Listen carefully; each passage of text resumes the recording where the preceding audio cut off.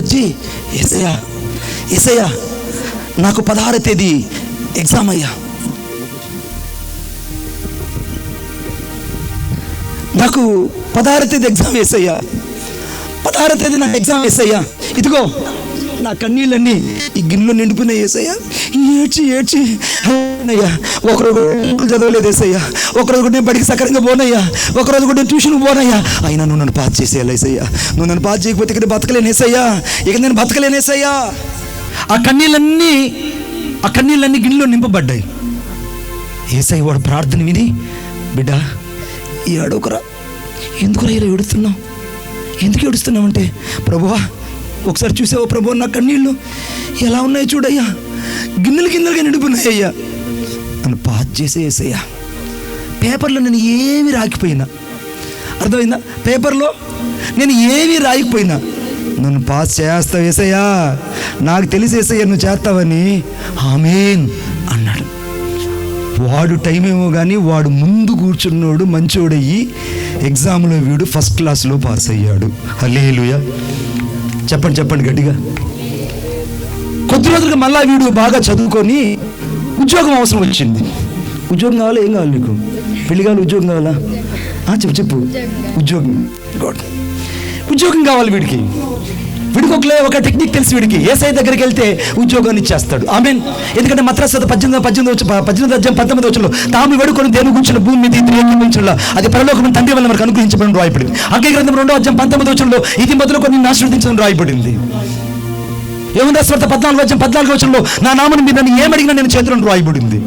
కాబట్టి వీడు మళ్ళా ఉద్యోగం కోసం వాళ్ళ దగ్గరికి వీళ్ళ దగ్గరికి పోవడం కంటే యేసయ్య దగ్గరికి పోవడం మంచిదని యేసయ్య దగ్గరికి వచ్చాడు. యేసయ్యా నీ కోసం వచ్చేసిందని యేసయ్యా, అయ్యా ఊళ్ళోళ్ళందరికీ ఉద్యోగాలు ఇచ్చేసావయ్యా, నా ఒక్కడికి ఉద్యోగం లేదు యేసయ్యా, నాకు ఉద్యోగం ఇచ్చేసయ్యా, నువ్వు ఇచ్చేస్తావు యేసయ్యా. ఆ 200 మంది ఇంటర్వ్యూకి వచ్చిన ఆ 200 మందిలో ఆ లిస్ట్లో నా పేరు ఉంటుందని నాకు తెలిసి యేసయ్యా, నువ్వు నన్ను ప్రేమిస్తున్నావు యేసయ్యా, నువ్వు ఈ యేసయ్య అని మళ్ళా కన్నీళ్లతో వాడు యేసయ్యని అలాగ దేవుడిని అడిగాడు. వాడు కన్నీళ్ళు యేసయ్య చూసి అలా ఏం చేశాడంటే, అమ్మో, ఎందుకంటే 2వ రాజుల గ్రంథం 20:5 ఆయన కన్నీళ్లు చూసి కదిలే దేవుడు. మళ్ళీ వీడు దేవుడిని అడిగాడు. 200 మంది ఇంటర్వ్యూకి వస్తే వీడు ప్రార్థన దేవుడిని వీడికొక్కడికే ఉద్యోగం ఇచ్చాడు. కొట్టండి చక్కలకి వీడికి ఒక్కడికే ఉద్యోగం వచ్చింది. వీడు అంటున్నాడు, యేసయ్యా నువ్వు ఉద్యోగం ఇచ్చావయ్యా, ఇక నా జీవితంలోకి తిరిగిలేదు యేసయ్యా, కానీ చిన్న రిక్వెస్ట్ యేసయ్యా, పార్టీ ఇవ్వాలి, నా ఫ్రెండ్స్ అందరితో సెలబ్రేట్ చేసుకోవాలి, కాబట్టి నేను వాళ్ళ మధ్యలోకి వెళ్ళి మళ్ళీ నేను సాయంత్రం వచ్చేస్తలే. ఎప్పుడు వస్తాడు మళ్ళీ, చెప్పాలి గట్టిగా, సాయంత్రం వచ్చేస్తా, అప్పుడు దాకా నువ్వు ఇక్కడే ఉండు, అటు ఇటు బాబాకు అన్నాడు. యేసయ్య ప్రేమ కలిగిన దేవుడు కాబట్టి వాడు చూసి, సరే సాయంత్రం వచ్చేస్తావా, సాయంత్రం వస్తా అంటే, పల్లె వాడు యేసయ్యా, నేను మాట ఇస్తే తప్పన యేసయ్యా, మా అమ్మ నన్ను పెంచింది కాబట్టి నేను ఖచ్చితంగా వచ్చేస్తా. నీకు అద్భుతం మాట చెప్పిన, సగం కొడుకులు చెడిపోయేది ఎవరి వల్ల అంటే తల్లుల వల్ల అండి. సగం కొడుకులు చెడిపోయేది తల్లుల వల్ల. అపార్థం చేసుకోకూడదు తల్లులారా. తండ్రికి ఏమో కొడుకు భయపడతాడు, తల్లికేమో కొడుకు, అర్థమైందా, గారాబం చేసి షయాన్ కాదులేండి, చాలామంది గారాబం చేసి వాడిని పాడు చేస్తారు. వీడి జీవితంలో స్నేహితుల దగ్గరికి వెళ్ళాడు, స్నేహితులందరితో తిరిగి సాయంత్రం వచ్చాడు, పార్టీలో రంగంతా పూసుకున్నాడు, ముఖానికి కుక్కలు నక్కలు పూసుకుంటాయే రోడ్ల మీద, అవి పూసుకొని వచ్చాడు. అవి పూసుకొని వస్తే యేసయ్య గుర్తుపట్టలేకపోయాడు. అరే నువ్వు షయానే కదా అంటే, అదేంటి యేసయ్యా, నేను షయాన్నే, కానీ లోకంలో ఉన్నాం కదా, అటొక అడుగు ఇటొక అడుగేసయ్యా, ఎక్స్క్యూజ్ యేసయ్యా అన్నాడు. యేసయ్య అన్నాడు, బిడ్డా నువ్వు వాక్యం చదువురా, నువ్వు వాక్యం చదివితే నీ బతుకు మారిపోతుంది అని అన్నాడు. వాక్యం వీడు తీయగానే ఆవులింపులు వచ్చేస్తున్నాయి. 1వ అధ్యాయం కూడా చదవలే, ఇంకా ఆదికాండం 1వ అధ్యాయం కూడా, యోహాను ఆదికాండం 1వ అధ్యాయం కూడా చదవలే. వీడు చదవక ముందుగానే వీడు ఆవులిచ్చి అంటున్నాడు, నాకు నిద్ర వచ్చేస్తున్నదే, నాకు నిద్ర వచ్చేస్తుందని బైబిల్ అక్కడే తల కింద కొంతమంది బైబిల్ తల కింద పెట్టుకుంటారు, దెయ్యాలు రాకూడదని. నేను చూస్తుంటగా కొంతమంది చెమ్ముల మీద మూగుళ్ళలాగా పెట్టుకుంటారు బైబిల్లో. వీడు బైబిల్ తలకాడ పెట్టుకొని, వీడుకున్న నమ్మకం బైబిల్ తలకాడ పెట్టుకొని అక్కడే పడుకున్నాడు. రాత్రి యేసయ్య వచ్చి అన్నాడు, బిడ్డ ఒక్కసారైనా వాక్యం చదవకూడదంటే, నాకు టైం లేదు యేసయ్య, ఉద్యోగము, పిల్లలు, ఇల్లు, వాకిలి. ఎక్కడమ్మా కొంతమంది ఎక్కడ ఇల్లు, వాకిలి, పిల్లలు, అర్థమైందా? ఇక నా జీవితంలో బిజీ అయిపోయిన యేసయ్య, వాక్యం చదివే సమయం ఎక్కడుంది? చాలామంది యవనస్తులు ఈ రాత్రి ఇలాగనే ఉన్నారు. వాక్యం చదవమంటే నిద్రపోతారు, ఆవలిస్తారు. అవసరానికేమో యేసయ్య పాదాలు పట్టుకుంటారు, దీవించబడిన తర్వాత దూరంగా వెళ్ళిపోతారు. కొంతమంది పిల్లలు కావాలి అడుగుతారు. వాళ్ళకి పిల్లలు ఇచ్చిన తర్వాత ఏం మా చర్చికి రాలేదంటే, ఏడమని బాబు గారు, ఈ పిల్లలతో అయితే మీకు తెలుస్తుంది, మీకేమండి బాబు, మీరు దేవుని కోసం సమర్పించుకొని సేవ చేస్తున్నారు. ఈ రాత్రి నువ్వు ఎంత బిజీ ఉన్నా వాక్యం చదవలేనంత బిజీ మాత్రం కాదుగా. స్తోత్రం చెప్పండి గట్టిగా, ఇంకా గట్టిగా చెప్పండి. యేసయ్య వాడి దగ్గరకు వచ్చాడు. అరే దొంగ బాబు, నువ్వు నిజంగా నిద్రపోతున్నావురా? నిద్రపోతున్నావు అంటే అంటున్నాడు. ఒకడు చర్చి కాడికి వచ్చి, నిజం చెప్తున్నాను, చర్చి దగ్గరికి వచ్చి ఆల్ నైట్ ప్రేయర్లో ఉన్నట్టు అట్లే ముందుకు బోలపడ్డాడు. వాడు సరాసరి నా ముందు పడిపోయాడు. నేను బెదిరిపోయి వెనక్కి వెళ్ళిపోయాను. ఒరే ఏంద్రా ఇప్పుడు దాకా నువ్వు కాంగో కొట్టి ముందు పడిపోయినావంటే, అన్నా యేసయ్య పాదాల దగ్గర పడుకోవడం చిన్న విషయం కాదన్నా. నువ్వు వాక్యం చెప్తుంటే 2 దేవదూతలను తీసుకెళ్ళిపోయారు. పరలోక మంచుల దాకా వెళ్ళిపోయాను. అక్కడ దేవదూతలు నన్ను ఒక మెత్తని హంసపాంప మీద పడుకోబెట్టి నా తల మీద చేయి పెట్టారు. కళ్ళెదురు చూసాక నీ కాళ్ళ దగ్గర ఉన్నాను. అర్థమైందా? కొంతమందికి చర్చిలలో నిద్ర వస్తుంది, కొంతమంది వాక్యం చెప్పేటప్పుడు తూగుతుంటారు. వీటికి కారణం ఏంటంటే లోపల వాక్యము లేనందువల్ల, హృదయంలో వెలుగు లేనందువల్ల, హృదయంలో వాక్యమైన క్రీస్తు లేనందువల్ల, హృదయంలోకి దేవుని వాక్యం లేనందువల్ల వారి అంతరంగంలో, వారి జీవితంలో యేసయ్య కనపడడం లేదండి. యేసయ్య వచ్చి వాడిని అడిగాడు, అరే లే, ఒక్కసారి పైకి లే అంటే, యేసయ్య ఎంత అద్భుతంగా నిద్ర వచ్చిందయ్యా నీ పాదాల దగ్గర, ఎంత అద్భుతంగా నిద్ర వచ్చిందయ్యా. అవునా యేసయ్య, నాకు బతకాలని నీ కోసం ఉందయ్యా, కానీ నేను బతకలేకపోతున్నాను. వీడికేమో బతకాలని ఉంది, కానీ వీడు బతకలేకపోతున్నాను. ఈ లోకంలో జీవించే పాటుపడతావు.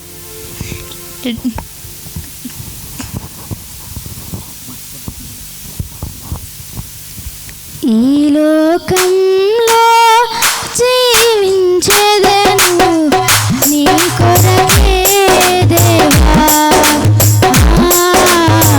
నీ కొరకే దేవా. ఈ లోకంలో జీవించేదను నీ కొరకే దేవా, నీ కొరకే దేవా. నా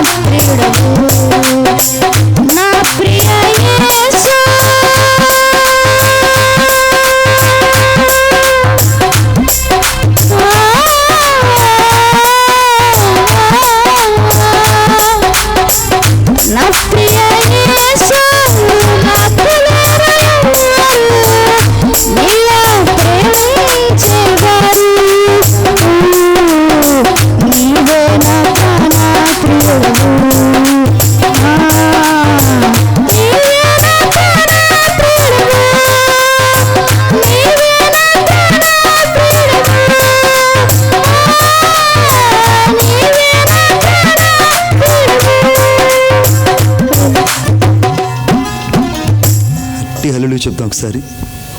హల్లెలూయా. ఏం పాడాడండి షయాను. ఇక చూసే వాళ్ళందరూ ఏమనుకుంటారంటే షయాన్ బాగుపడాడు, షయాన్ బాగుపడాడు అనుకుంటున్నారు. కానీ యేసయ్య షయాన్ దగ్గరికి వచ్చాడు. అరే షయాను, నా వాక్యం నీలో ఉందిరా, పాట అయితే గొంతులో ఉంది, కానీ నీ గుండెల్లో నేను ఉన్నాను రా అని అంటే, నువ్వు ఉన్నావు కానీ యేసయ్యా, ఉన్నావు కానీ యేసయ్యా, ఫ్రెండ్స్ అయ్యా నాకు, ఫ్రెండ్స్ అయ్యా నాకు. ఈ రాత్రి యవనస్తులకు నేను చెప్తున్నాను, యేసయ్య కంటే మించిన స్నేహితులు ఎవరు నీకు? అందుకే నీ ముఖ్య స్నేహితుని మీద నమ్మిక ఉంచొద్దు. Don't be trust your the real friend, don't be trust anybody. నీ కొరకు ప్రాణం పెట్టిన ఒకే ఒక స్నేహితుడు నజరేయుడైన యేసుక్రీస్తు ప్రభువు మాత్రమే. ఆయనే నీ కొరకు స్నేహితుడు. ఆయన తప్ప నీకు ఎవరున్నారు స్నేహితులు? ఫేస్బుక్లో కనపడ్డాడు నీకు ఆ ముక్కు లేనుడు, అర్థమైందా? ఆ నత్త ముక్కుది, ఆ తొర్ర ముక్కుది అని ఉంటుంది, తొర్ర ముక్కులది అని ఉంటుంది. వీడికి ఫేస్బుక్లో కనపడింది. వీడు రోజు రాత్రిపూట ఎస్ఎంఎస్లు పంపించి ఇద్దరు కలిసి ఒకరోజు ఒక దగ్గర కలుసుకుందాం అన్నారు. ఒకరోజు ఇద్దరు కనపడ్డారు. కనపడగానే వాడు భయపడి పరిగెత్తాడు, ఈ అమ్మాయి భయపడి పరిగెత్తింది. ఏమిటంటే ఈ అమ్మాయి కాళ్ళు లేని పిల్ల, వాడు కళ్ళు లేనుకోపోతే. మరి మీరు ఎట్లా వాట్సాప్ చేసుకున్నారంటే, వాడికి ఏమో బ్రెయిన్ లిపి తెలుసు, ఈ పిల్లకేమో హ్యాండిక్యాప్డ్ చదవచ్చు. ఫేస్బుక్లు నమ్ముకోకండి బిడ్డ. నీ తల్లిదండ్రులు ఎవరైతే సంబంధం తెస్తారో, ఎవరైతే నీ కొరకు ప్రార్థించి సంఘంలో ఉన్న సేవకుడు ప్రార్థిస్తారో వారిని చేసుకుంటే నీకు ఆశీర్వాదం. కొట్టండి చప్పట్లు గట్టిగా, ఇంకా గట్టిగా. నాకు నచ్చేసాడు. కొంతమంది అంటారు నాకు నచ్చేసాడు. ఏమి నచ్చేసాడు? నీకు అమ్మ నాన్నకంటే నచ్చేసాడా? మళ్ళీ వాడు పాటుపడండి. మన ఎవరో వైష్ణవి అని ఒక అమ్మాయి, అమ్మా నాన్న కాదని ఒక్కగా కూతురు అమ్మా నాన్న కాదని ఆ వాణ్ణుల్ని ప్రేమించింది. వాడు చూస్తే కరెంటు తగిలిన కాకిలాగా, ఏంద్రా బాబు అది కరెంటు తగిలిన కాకిలాగా, వడదెబ్బ తగిలినటువంటి వడలాగా ఉన్నాడు వాడు. వాణ్ణి ప్రేమించింది చక్కనైన పిల్ల వైష్ణవి. ఆఖరికి వాడున్న సైకోతనాన్ని బట్టి ఆ అమ్మాయిని ముక్కలుగా చంపేస్తాడు. బిడ్డ, ప్రేమలు మంచివి కాదు బిడ్డ. నా రెండు చేతులు దండం పెట్టి నీకు తండ్రిగా చెప్తున్నా. ఏమని బిడ్డలారా, ఈ రాత్రి నువ్వు మారాలి. ఈ మీటింగ్కి వచ్చినందుకు నీవు మారాలి. Let B change your mind in this time. వీళ్ళలో నుంచి షయాను ఏముందిరా నీలో అని అంటే, యేసయ్య ఒక్కొక్కటి వీళ్ళలోంచి బయటికి తీశాడు. వీళ్ళలోంచి బయటికి తీస్తే వీళ్ళలోంచి మొదట ఏమొచ్చిందంటే ఫేస్బుక్ వచ్చింది. దగ్గర జూమ్ చేయరా, ఏమొచ్చింది? ఫేస్బుక్ వచ్చింది. అమ్మో నీలో ఫేస్బుక్ ఉందా అని అంటే, అప్పుడప్పుడు యేసయ్య అకౌంట్ ఉందిగా అన్నాడు. సరే ఇంకేమున్నాయిరా నీలో, ఇంకేమున్నాయంటే ఉండు నేను ఎతుకుతానని వాళ్ళంతా యేసయ్య ఎతికితే ఇప్పుడు వెనకాల ఎవరు కనపడకుండా ఒకడు దాచుకున్నాడు. దాని పేరు ఏంటంటే ఇన్స్టాగ్రామ్ అండి. ఇన్స్టాగ్రామ్లో వీడు రీల్ ఎలా పెడతాడంటే, బిల్డింగ్ మించి దూకినట్టు, కుక్కరిచినట్టు నక్కరిచినట్టు అరిచి యవనస్తులు పరిశుద్ధతను పాడు చేసుకొని నీతి వస్త్రం కలిగి జీవించాల్సిన వీళ్ళు యవనస్తులు పాడైపోతారు ఇన్స్టాగ్రామ్లో పడి. ఇన్స్టాగ్రామ్ మీ జీవితాన్ని పాడు చేస్తుంది. వీళ్ళ వాక్యం ఉండాల్సింది పోయి అప్పుడు దాకా అవసరాలకేమో కన్నీటి ప్రార్థన చేశాడు. వీడి జీవితం లోపల స్వభావాన్ని మాత్రం దాచుకోలేదు. ఇంకేమున్నాయిరా బిడ్డ నీలో, ఇంకేమున్నాయి అని అంటే, అమ్మో వీళ్ళు టెలిగ్రామ్ కూడా ఉన్నది.